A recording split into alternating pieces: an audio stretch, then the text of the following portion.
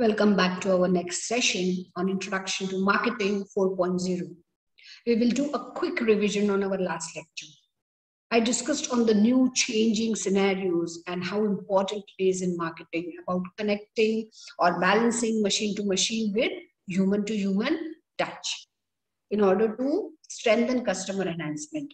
We studied about the critical shifts where we have seen a movement of various elements incorporated in transformation from traditional to digital marketing, from segmentation and targeting to customer community confirmation, right? Then what I studied with this, we studied from brand positioning and differentiation to brand characters and codes, how important it is to preserve the brand characters and codes. From telling 4Ps to commercializing 4Cs, how reverse innovation is implemented with examples. I have also discussed about the different paradoxes. Consumers' behavior are paradoxical. So today we will be discussing on breaking myths of connectivity. We'll be discussing on breaking myths of connectivity. So now let me share my screen with you all. Mobile connectivity is the basic level of connectivity. Next comes the experimental connectivity, in which internet is used for superior services. The ultimate level is social connectivity, which is connecting with consumers and community, which is connecting with consumers and connectivity. So here I can give you the example of KitKat.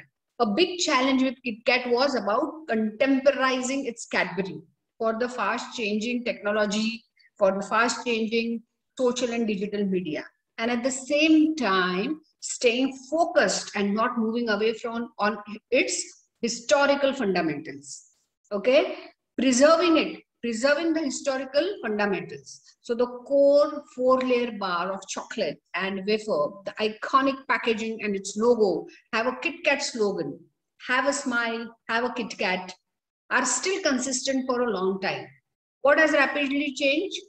What has rapidly changed is the way the brand engages with consumers to bring proposition to life. What it happens to bring the proposition to life when and where they are receptive based on the deep understanding of how the target consumers are living their lives. Okay.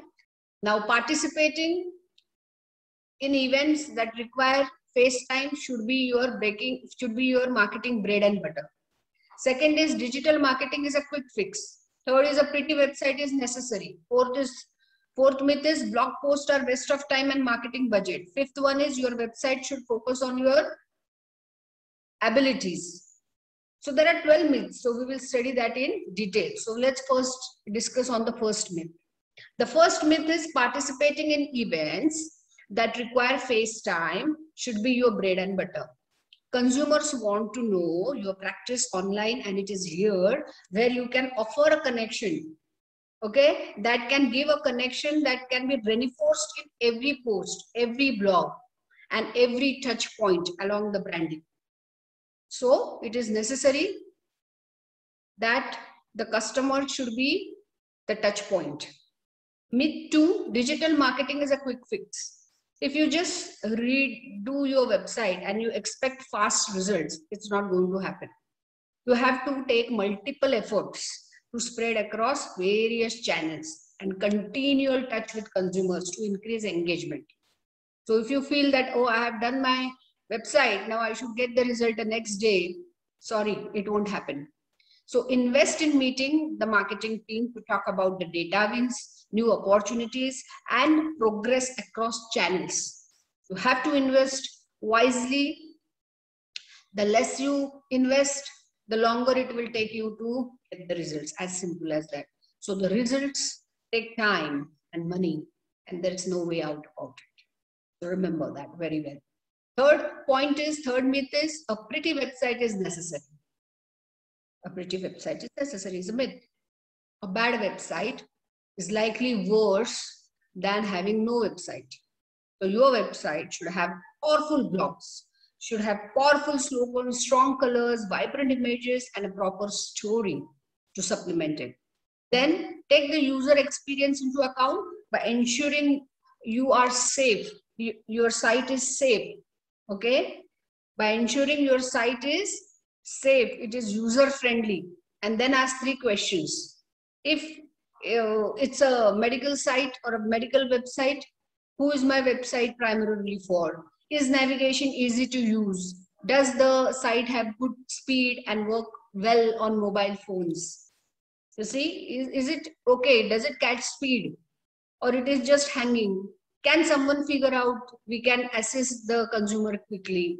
Are your social sites listed and linked to form and are linked to your homepage? Do you have a built out content library with consumer friendly blogs compiled with helpful statistics, powerful stories, rich provider profiles, and solid information backed by experts? So these are some of the questions you can ask, and don't depend on your practice manager who can do all this in his spare time. You have to invest. Okay, it's not a spare time job, it's a full-time job. So you have to invest your time and get your mission across. With 4 blocks, blog posts are waste of time and marketing budget. Now, building a blog on your website can be cumbersome if you are relying on your administration team to write in their spare time. If you are asking, it will be helpful if you engage digital marketing experts who are excellent in content creation. You should take help of that. 5th myth, your website should focus on your abilities. If it's your shop of gift items, then you put your customers first. If you are in healthcare services, then put your patients first. You have to put essential information that is supportive, that is helpful and timely, while also being remembering that story sells. That story sells. Coming to the next slide. Online advertising doesn't work. Now you have started with paid ads to gain momentum in this pursuits.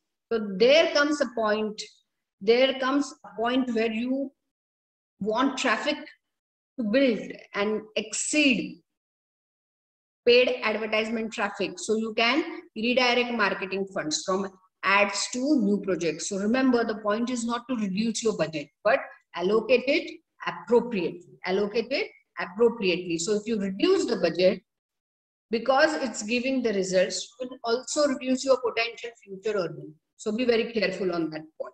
Okay. Myth 7. Myth 7. No one uses online reviews to determine healthcare reviews. Now, consumers want quality care and not by cycling through doctors in their spare time. Up to 62% of people admit that when they are looking for doctors, their first step involves online reviews, according to the software advice. For better results, you can partner with digital agency who understand how online reviews can break or make your practice. So it is very important that you see no one uses online. Myth is no one uses online reviews to determine care reviews. So the myth 8. Social media posts are going to annoy your audience. Social media posts are going to annoy your audience. So if you post randomly and too much, then audience may unfollow you. But if each post is drafted with mission, with purpose, your team, your passion, your influence, then it will perform exactly as it is intended, by influencing people to consider your brand. Follow? So people want to see your brand in all its humanity. Bring in a soft sell approach and don't always generate posts to sell a certain procedure or praise a new technology. Remember that. So this was myth 8. Myth 9. Myth 9 is digital marketing only matters to millennial patients. Now, digital marketing is for everyone. It's not just for millennial patients. Just because your audience may be older doesn't mean they aren't scrolling through Facebook or Instagram or Twitter, etc. According to Social Media Use in 2018 report conducted by Pew Research Center, social media use is across all ages. About 80% of people in ages between 30 to 49 admit to use social media. Around 65% of people between age group of 50 to 65 use social media, and almost 40% above age group of 65 and above use it. So see the use of it. It's big. So digital marketing includes emails, campaigns where almost 9 out of 10 people above 45 and older admit using it regularly, according to July 2015 statistics posted by statisticians. So this was myth 9. Now coming to myth 10. Myth 10, taking videos of experts to share on social channels can cost a fortune. It's a myth. So does it really happen? No, really, it's not true. Reality is not true. If you have the marketing funds allocated towards video content and can spend on high quality videos, do it. But if you want to produce videos at low cost using iPhone or iPod or a tripod and mic, go for it. It's ultimately what suits your pocket. Correct? According to statisticians, again shared by the Syndicast, half of the marketers suggest that videos have the best return on investment. So make videos work for you. Make videos work for your brand and do it on your own budget terms. Clear? I hope I'm clear. Myth 11. Bots and live chats will distract. Bots are normally, what are bots? Bots are normally used to automate certain tasks, meaning they can run without specific instructions from human. They can immediately engage with website visitors, asking them leading questions and then work for their solutions. So for quick answers, bot meets the speed of the customers. Bots meets the speed of the customers. So that is myth 11. Myth 12 is search engine optimization. Now, when I talk about this, search engine optimization should be considered part of the overall marketing framework. It should be considered how? It should be considered as the overall marketing framework. And just like your approach to shifting advertisement budgets and optimizing social channels with solid content, regard CEO as a piece of puzzle, regard it as a piece of puzzle that will change shape and work as per the latest needs and wants of the market. So SEO is very important. Search engine optimization. As per the latest needs, as per the latest trends, as per the latest contents, the SEO can change its shape. So what SEO fits now for your practice will not fit later on, because later on the technology must have changed, the content must have changed. So it should be as per the latest environment. So everything is changing continuously, and that is marketing fact. Agreed? And that is marketing fact. Now coming to the next one. Customer co-creation.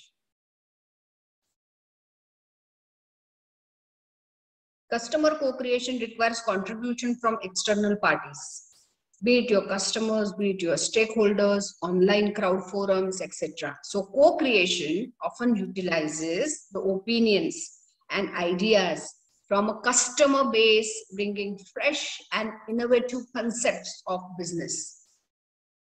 What it is? Customer co-creation. So customer co-creation utilizes different opinions, different ideas from different customer bases, from different people, using fresh, innovative concepts into business. So in the experience design world, co-creation isn't about crowdsourced ideas, but it is about the process of face-to-face active collaboration or the improvement or innovation of mutually beneficial products, services, or experiences. Correct? So what it is? It is for the improvement of the entire product. So whether it is service or whether it is your experiences. So companies looking to start co-creation should look to an outside firm to help recruit and coordinate the entire process. The entire process. Coming to the Next one, that is CRO, conversion rate optimization and user experience. Now, conversion occurs when a visitor completes a desired goal, right? Such as it can be filling of the form or making a purchase. Then the entire process gets completed. In order to track conversions, conversion rate and cost per conversion, you need to make sure about conversion tracking. What you need to make sure about? The conversion tracking, because you need to know where the crowd has got converted. So CRO is the process of improving your conversion rate.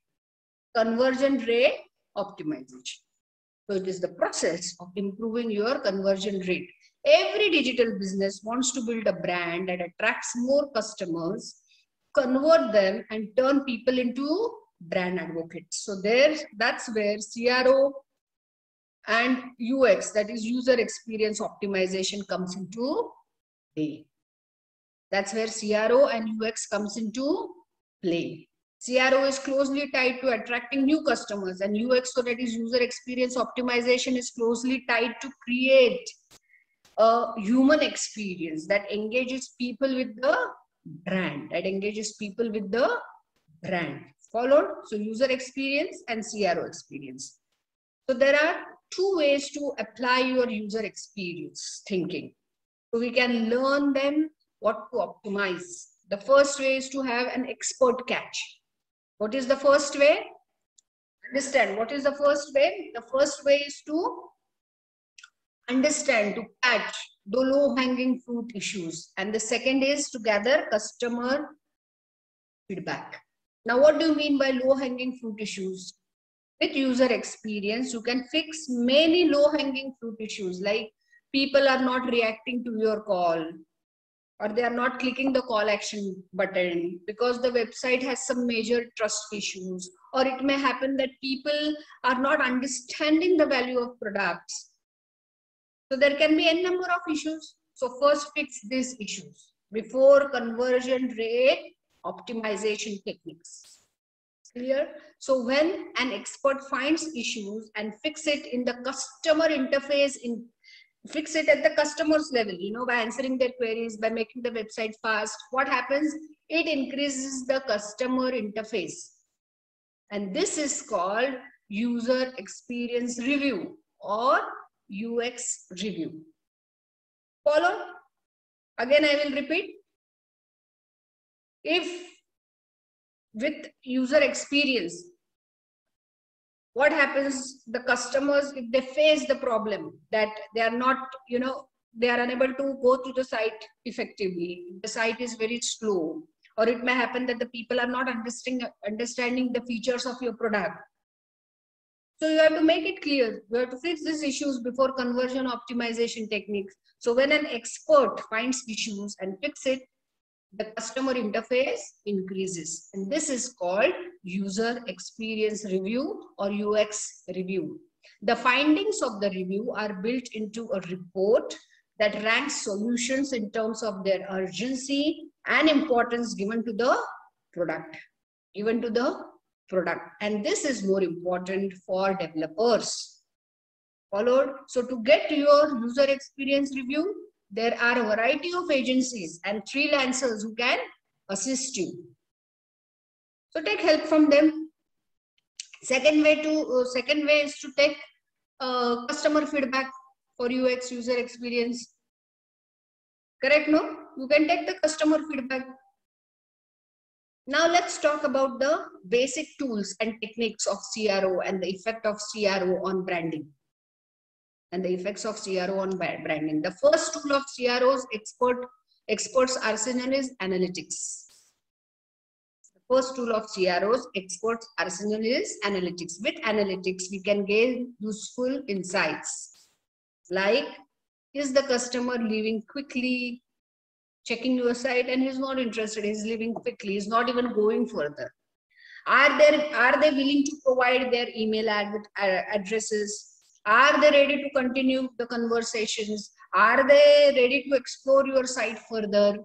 So once you pinpoint the plus points, remember, once you pinpoint the plus points and the dropping points. You know which areas to focus on.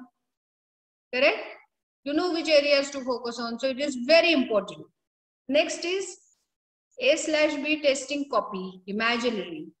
Imaginary calls to actions and decide a value proposition to decide which combinations leads to highest conversions. The goal is to create more compelling content, as I told you. It should have a proper story. It should have a proper content and a seamless flow to encourage more people to have conversions. Okay, so that if more conversions are happening, naturally you will gain more profit. There is more traffic. So now with CRO successfully under its way, it's time to revisit what? User experience.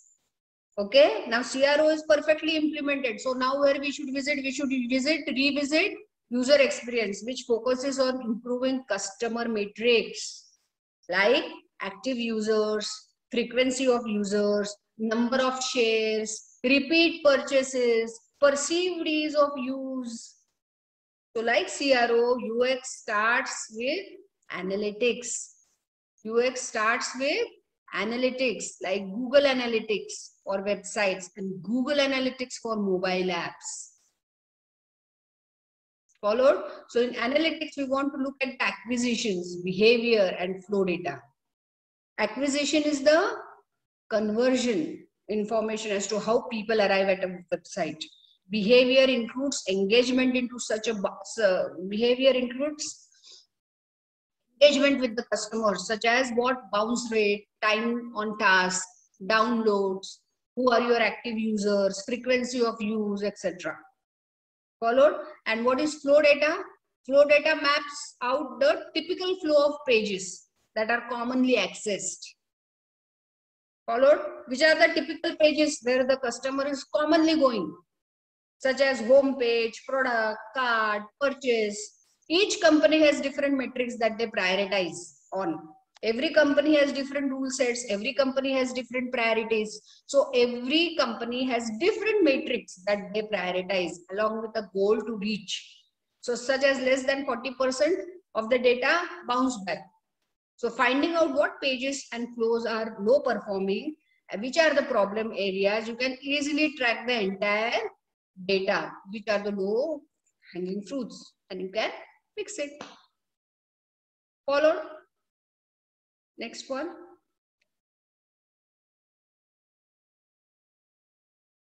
Next one. Influential digital subcultures. Now the youth, women, and netizens are set to be lucrative market for digital spectrum.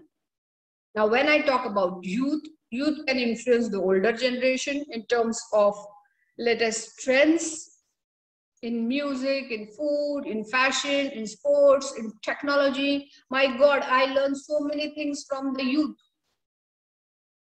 My students, they are the real banks.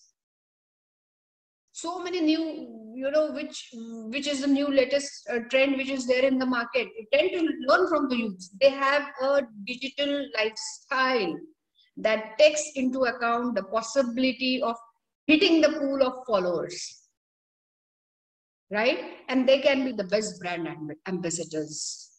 They can be the best brand ambassadors.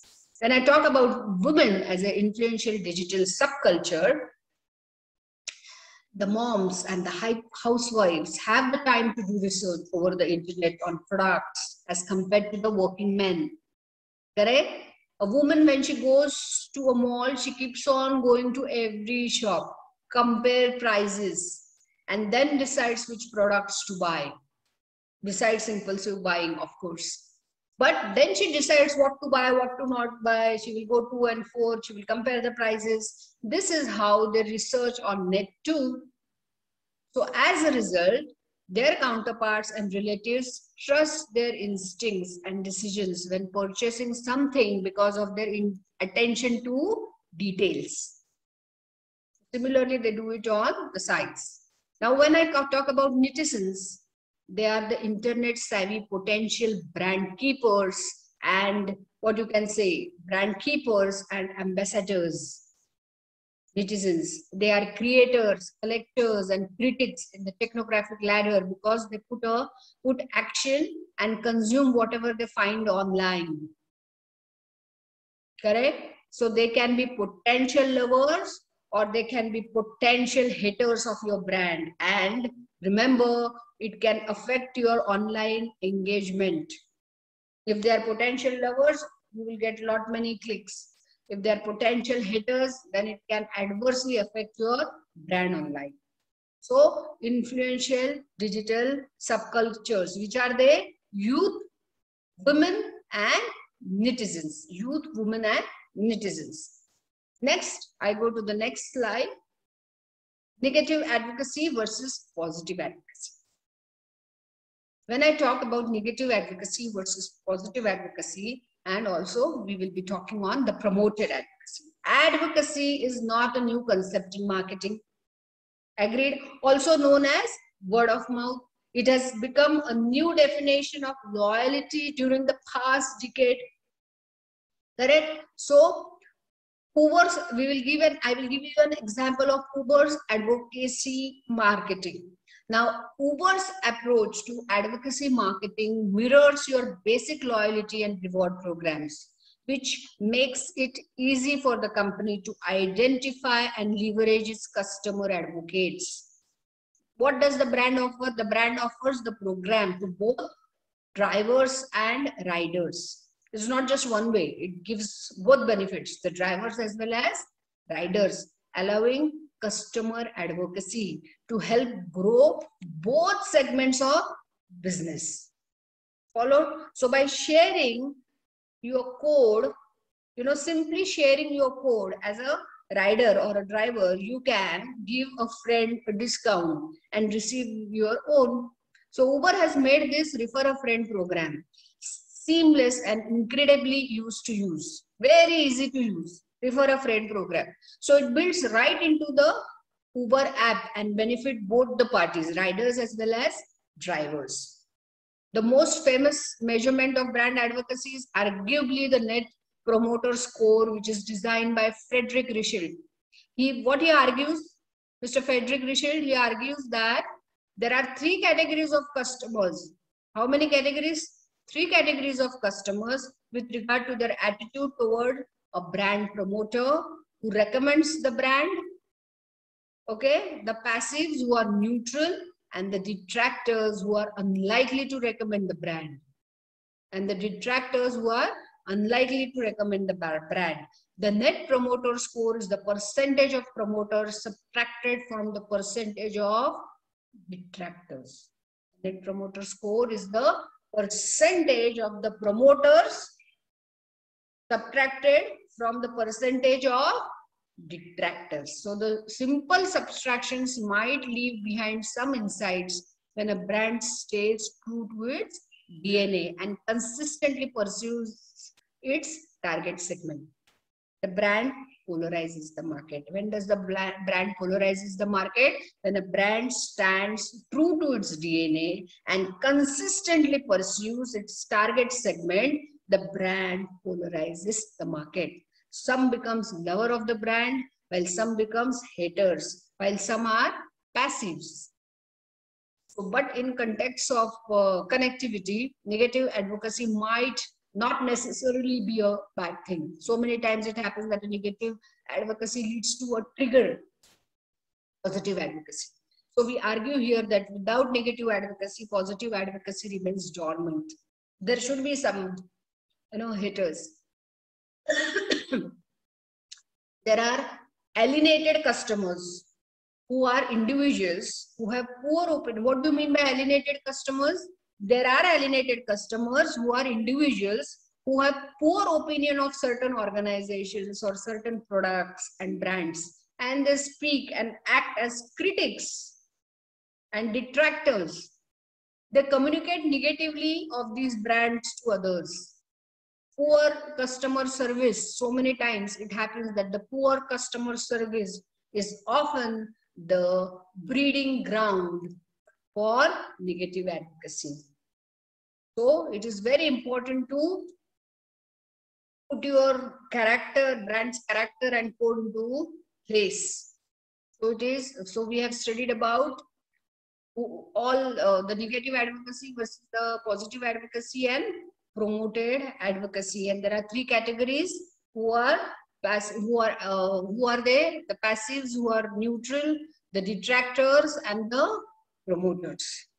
Follow? So with this, I think I have covered almost, the entire chapter in detail. So I'm ending my chapter here. So the questions likely can be discussed: the paradoxes of marketing for the connected customers, explains the various myths of connectivity, we're giving examples, explain positive advocacy versus negative advocacy versus promoted advocacy, and how the digital subcultures influence the digital world. What are the different digital subcultures? Your short notes can be on reverse innovation, customer co-creation, brand conversion ratio, and UX optimization. So this all things I think we have covered in our chapter with examples. So I end here. Thank you.